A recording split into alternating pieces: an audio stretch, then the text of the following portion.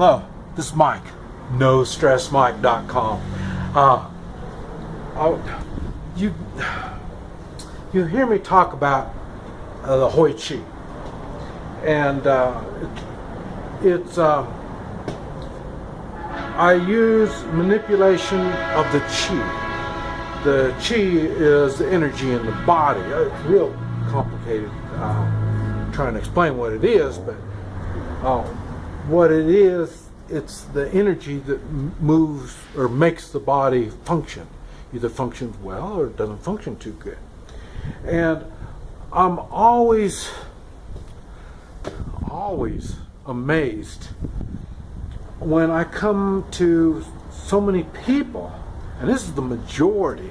I mean, it's probably, I'd say probably 90% of the people.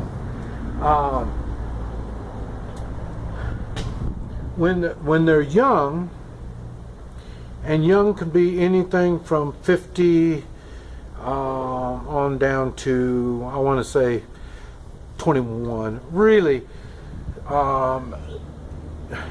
if you've had a good life, I mean, if you were taught properly, by the time you're 21, you should be able to make really good decisions. I know a lot of people think 18 is what it is, but my personal beliefs is from 18 to 21, your life is nothing the same. Just think about it. When you're 18 years old, you're getting out of high school, by the time you're 21, you don't even look at life the same way. It doesn't make any difference if you go to college or you take off to start a new adventure in life. It doesn't make any difference. From 18 to 21, things change. By 21, and you see stuff. Well, not always. A lot of times they shelter their kids from 18 to 21. But really from 18 to 21, you don't have mama and daddy there to hold you back. So you see things and you make these decisions. That's why I say maybe 21 you make these decisions. So from 21, 30, 40, 50, when you're young like that, you know you shouldn't be doing a particular thing in the way of lifestyle. Whatever kind of crazy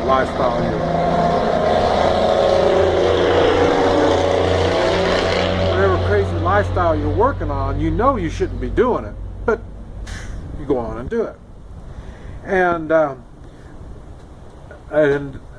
the same thing with the eating and drinking, breathing.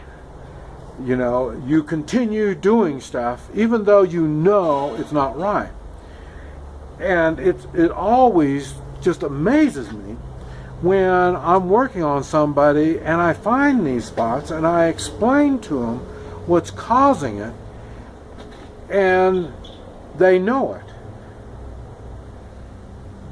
And I mean, they know they're doing these things, and they know these things aren't good for them, but they continue to do it. And that's the stuff that really amazes me. And that, I think, is probably the biggest difference between me and just about everybody else. When I was younger, I mean, even before 18, I could see people working, and I'm trying to figure out, what are they working for? What is your goals? What are you doing this stuff? And people work different than what I do. I try to learn things, and it's not so much how much, you know, the punch in and punch out. I want to learn things. I want to do things, and the ultimate goal is not to work myself to death.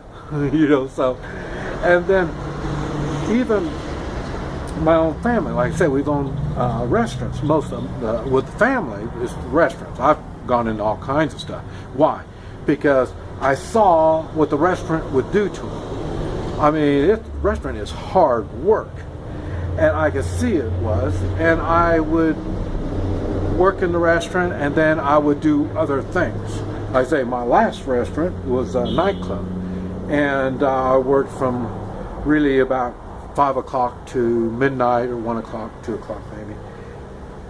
And that gave me the day to train SWAT teams, went to college, started other businesses, learned things.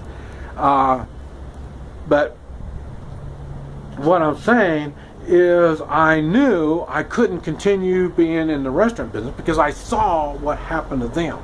I saw what it did to them. And like I say, I saw them, my family, I saw them, we have responsibilities. We have to work. We have to do this stuff. Not only we have to do it for a business, but we have employees. The employees depend on us. So we have to do all this stuff. But we have to do all this stuff, and the price is our health. We drink, I don't drink coffee. I used to drink coffee. I was in the restaurant business. I used to drink coffee. I got up to 30 cups of coffee a day. I realized it can't be that good for you. I cut it off, no more coffee. Because like I say, the work is really, really tough. I mean, it was 16, 18 hours per day. And then on your day off, you're in cleaning, and it's another 16 hours on your day off. So it's a tough business to be in. Now, that's why I wanted to do something different. And like I say, I saw also, like I say, I used to smoke. And I say, 3 packs of cigarettes a day. It dawned on me, hey, maybe this isn't good for me. I quit it. And like I say, pop. You hear me talk about you don't drink pop. Well, I used to drink pop. But like I say, same thing. It dawned on me that it's not helping me any. It's a pleasure. All these are all pleasures. The coffee, the smoking, the pop. I used to drink alcohol. These are all pleasures. And in the restaurant business, well, we're in the pleasure business. People come to eat as a pleasure, and we have to keep ourselves going, so we use pleasures. But I figured this stuff out.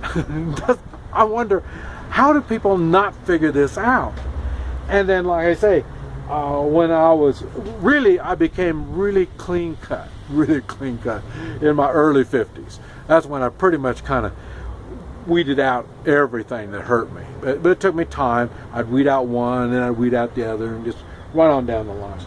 And but I say a lot of it, and a lot of stuff I avoided in the first place.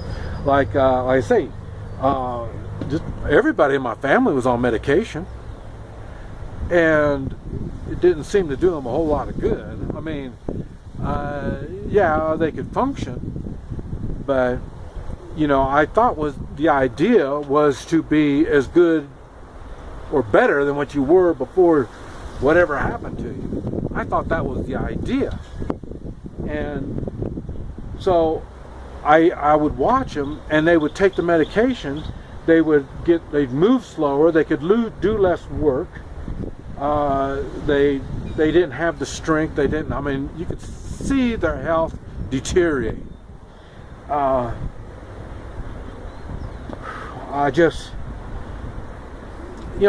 going to get old. Look, hey, I got gray hair and losing hair and all that kind of stuff. So the getting old part is just part of it. It's no big deal. But when you know you're getting weaker, you can't even. You have to park up by the door when you go shopping because you don't have what it takes to park out in the parking lot. Aren't there things that are telling you what you are doing is wrong? And like I say, I've seen it with everybody in my family, and I didn't do anything like everybody in my family would do. It didn't do them any good. Why would I want to do it? The same thing with my friends. That's why I'm saying when you're young, it's the same thing. I saw what they were doing. It didn't do them any good. I came back from Vietnam. I was a little weird, yeah. And the ones that took the medication, the ones that really took Vietnam serious, it was a haunting experience. I'm not saying it was easy. You know, I mean, it took me a couple of years of heavy drinking, smoking, all this stuff that I was talking about. I was doing everything at that time. I was 19 to 21. And at 21 is when I stopped a lot of stuff. And I started a lot of it back, but under moderation. And then in time, I started cutting them all off. Because like I say, I could see how these pleasures, that we looked at pleasures, how they didn't help us. They hurt us more than helping us. Well, and for me, but then again, remember, I mean, I started training SWAT teams in my late 30s, and I kept doing it up to my early 50s. And it wasn't my health that stopped me from doing it. I could still do it healthy-wise, but like I say, so my health hasn't decreased. Yes, I don't run marathons, and you know, I don't do some stuff. I can't even remember what kind of stuff I don't do, because I'm pretty much open to everything. The only reason I don't run marathons is I don't want an accident, and I don't want to wear my body out. See, you can wear your body out too, and if you have an accident, well, then you're pretty much, look how many people you know of that have an accident and their life or their health just goes downhill after that. So that's why I don't do all that stuff. But like I say, I stay active. I still go places, do things, and you know, and I'm trying to think what I don't do. And probably about the only thing I don't do is I just don't have, either I don't have the opportunity to do it, or I don't have anybody to go with me. Like I say, even the motorcycle riding. You know, like I say, for years, let's see, from 03, I think, to 03 to when I lost my wife, up to that, you know, I mean, 2012, so 9 years, I rode a motorcycle with just a dog and I. So, you know, I have very little limitations. And I look at people that have limitations, and I ask questions. Why? What did they do? What they, you know, all this stuff to find out what they did to get these limitations. And I avoid what they did.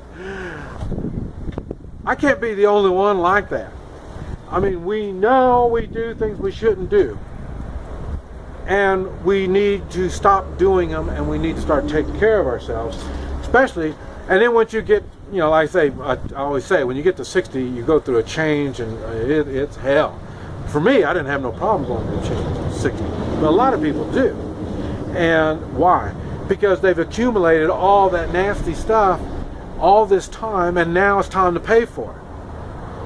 And what they end up doing is being old, and they spend the rest of their time trying to get their health back. And normally, they're doing it the same way that they lost their health. They continue the bad habits, they continue doing all the bad stuff, and they don't look for other ways of doing things. That's why I do the Hoi Chi.